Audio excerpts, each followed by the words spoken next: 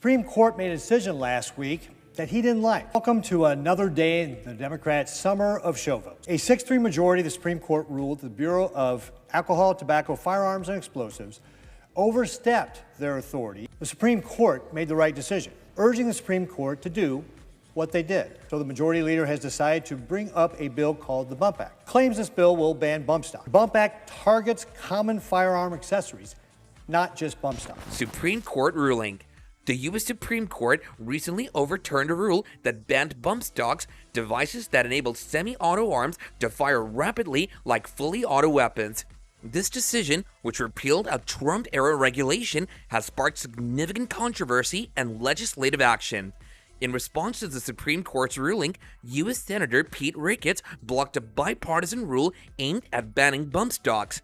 The bill, introduced by New Mexico Democratic Senator Martin Heinrich, Nevada Democratic Senator Catherine Cortez Masto, and Maine Republican Senator Susan Collins, sought to prohibit the sale of bump stocks following the court's decision.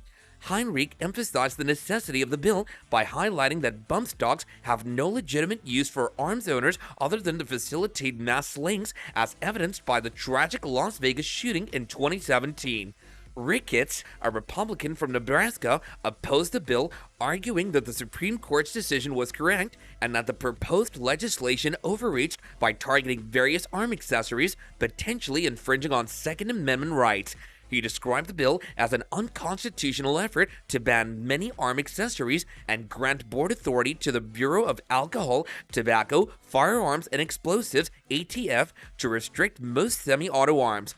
Heinrich countered Ricketts' claims, stating that the bill would only ban specific accessories like Glock switches, which convert semi-auto pistols into fully auto arms rather than a wide variety of arm components. He argued that the American public recognizes the need for common-sense armed safety measures, which this bill represents. For the Senate to pass a bill by unanimous consent, no senator can object. However, due to Ricketts' objection, the bill failed to advance, highlighting the procedural hurdles often faced in the legislative process. The Supreme Court's ruling, authored by Justice Clarence Thomas, a staunch advocate of Second Amendment rights, deemed that the ATF lacked the authority to classify semi-auto rifles with bump stocks as mesh arms.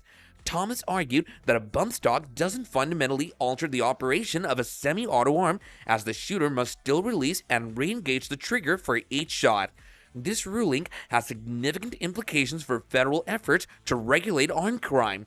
It limits the federal government's ability to impose restrictions on arms without explicit congressional authorization, underscoring the challenges of enacting arm control measures in a politically divided landscape. The decision came after the Las Vegas mass sling, where the shooter used rifles equipped with bump stocks to slay 58 people and injure over 500 more at a music festival. This tragedy spurred the Trump administration to implement the bump stock ban, which has now been overturned. Senate Majority Leader Chuck Schumer criticized the Supreme Court's decision, calling it an utter disgrace that jeopardizes community safety and law enforcement. Schumer argued that the ruling makes it easier for mass shooters to cause widespread harm, emphasizing the urgent need for legislative action to address the gap left by the court's decision. The Supreme Court's overturning of the bump stock ban has reignited the debate over arm control in the U.S. Despite bipartisan efforts to reimpose the ban through legislation, opposition rooted in Second Amendment concerns has stalled progress. This development underscores the complex interplay between judicial rulings, legislative action, and public safety in the ongoing battle over arm regulation in America. Arm control remains stalled. With a split Congress, the chances of passing any new armed safety legislation look pretty slim. Despite the urgent call from President Joe Biden following the Supreme Court's decision to allow bump stocks, Congress seems gridlocked. Biden urged lawmakers to ban bump stocks and attack arms, saying Americans shouldn't have to live in fear of mass slings. But his plea faces an uphill battle. Biden's call to action came after a controversial Supreme Court ruling overturned a ban on bump stocks, devices that let semi-auto arms fire rapidly like fully auto ones. This decision reignited the debate on arm control, but the divided nature of Congress means significant legislative changes are unlikely. The last time Congress managed to pass arm-related legislation was in 2022, and that only happened after 2 horrific mass slings shocked the nation into action. The 2022 legislation, spurred by tragedies in Uvalde, Texas, and Buffalo, New York, didn't ban any specific arms. Instead, it focused on mental health funding and helping states implement red flag laws, which allow courts to temporarily remove arms from people deemed a threat to themselves or others.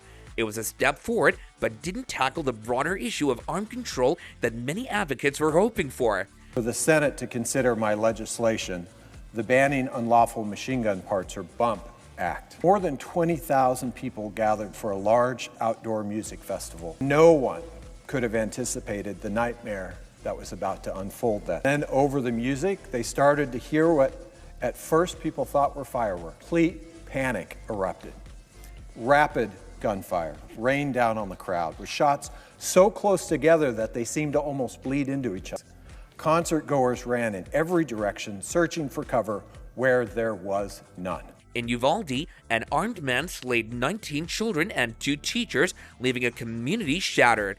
Just days earlier in Buffalo, a white supremacist targeted a predominantly black neighborhood, slaying 10 black individuals in a racially motivated attack. These incidents highlighted the urgent need for stronger arm control measures, yet the 2022 law fell short of banning attack arms or bump stocks. The Supreme Court has been a significant player in the ongoing arm debate. In 2022, it struck down a New York law that required individuals to show a special need for protection to carry an arm in public. This decision has paved the way for further challenges to existing arm laws. One such case currently before the court will test a federal law that prevents individuals subject to domestic violence protective orders from possessing arms. A decision on this case is expected soon and could have far-reaching implications for arm control efforts. A Supreme Court's recent ruling on bump stocks was written by Justice Clarence Thomas, a staunch defender of Second Amendment rights. Thomas argued that the ADF overstepped its authority by banning bump stocks, claiming that semi-auto rifles with bump stocks don't fundamentally change the nature of the arm. His opinion suggests that unless Congress acts, regulatory agencies will have limited power to enforce arm control measures. Senate Majority Leader Chuck Schumer expressed his frustration, calling the Supreme Court's decision an utter disgrace that endangers communities and law enforcement. He argued that without congressional action, the ruling makes it easier for mass shooters to unleash crime.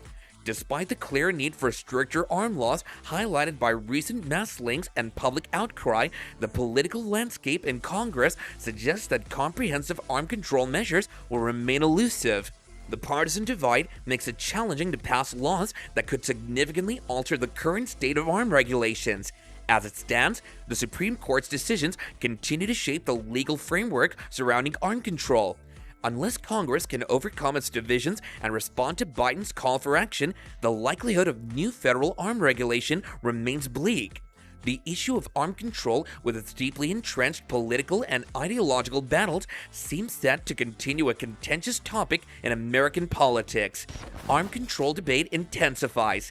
In response to the ruling, Democrats quickly introduced legislation to reinstate the ban, with Senator Martin Heinrich seeking unanimous consent to pass the Bump Act. However, the attempt to swiftly pass the legislation was thwarted when Senator Pete Ricketts objected, effectively stalling the bill. Ricketts' objection was supported by several other Republican senators, signaling a significant roadblock for the proposed legislation. Gun Owners of America, a prominent arms rights advocacy group, praised Ricketts for blocking what they termed a fake bump stock ban. They argued that the bill's implications extended far beyond bump stocks, requiring semi-auto arm registration under the National Firearms Act of 1934 and potentially paving the way for new ADF rules that could ban most semi-auto arms. They framed the bill as an unconstitutional overreach that threatened the rights of law-abiding arm owners. Ricketts himself criticized the bill for its broad scope, asserting that it wasn't genuinely focused on bump stocks but aimed to ban a wide range of arm accessories. He argued that such items often make arms easier and sometimes safer to use, suggesting that the bill's true intent was to infringe upon the rights of arm owners under the guise of regulating bump stocks. He described the proposed legislation as an unconstitutional attack on the Second Amendment. The political landscape around this issue is complex. While some senior Republican senators initially expressed a tentative openness to legislation restricting bump stocks, the consensus among key GOP members quickly solidified against such measures. Senator Lindsey Graham of South Carolina, the ranking Republican on the Senate Judiciary Committee, explicitly opposed any legislation restricting or banning bump stocks. He supported the Supreme Court's decision, stating that it was accurate and implying that any legislative attempt to counteract the ruling would be misguided. The debate over bump stocks taps into broader issues of arm control and Second Amendment rights in the United States. Bump stocks came under intense scrutiny after the 2017 Las Vegas shooting. In response, the Trump administration moved to ban the devices through a regulation that classified them as mesh arms under the National Firearms Act. This regulatory approach was contentious, leading to legal challenges that culminated in the Supreme Court's decision to strike down the ban. The court's ruling hinged on the interpretation of the statutory language of the National Firearms Act and whether it encompassed bump stocks. The decision has been celebrated by arms rights advocates and criticized by arm control supporters.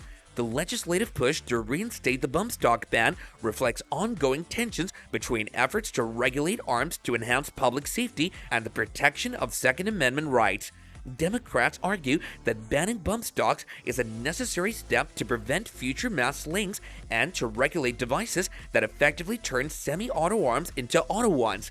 Republicans and arm rights groups, however, view such measures as a slippery slope toward broader arm control that infringes on constitutional rights.